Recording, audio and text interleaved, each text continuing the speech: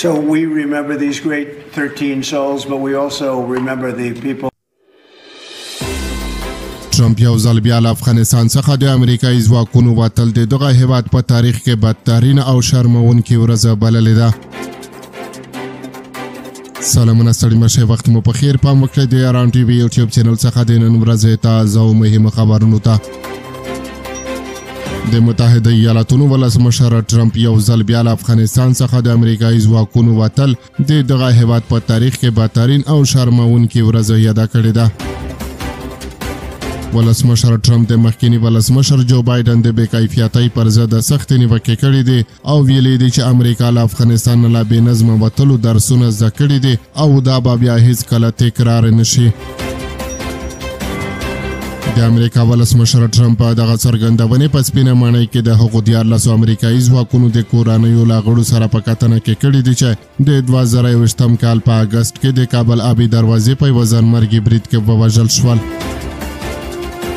دا ځانمرګی برید چې مسؤلیت یې داعش ډلې منلی و، له افغانستان نه د امریکایي ځواکونو د وتلو او تخلیې پر مهال وشو چې د 14 امریکایي ځواکونو سربیره یې شاوخوا تر 180 افغانان هم شهیدان کړل. د امریکا ولسمشر ټرمپ د دغو پیښو په اړه وویل، هغه یوه ویرونکې ورځ وه، زه فکر کوم دا تر ټولو بدترینه ورځ وه او په ډېرو لارو د هیواد په تاریخ کې تر ټولو شرموونکې ورځ وه.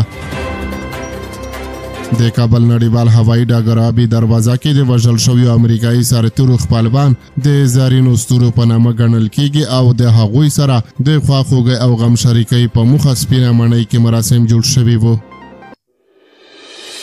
په 13 مارچ میاشت کې پاکستان ویلي و چې ډیورن فرضي کرښې په اوږدو کې پر آبي دروازې د برید طرح محمد شریف الله چې افغان یې ګڼلی ونیولی او د امریکا FBI ته یې سپارلی دی.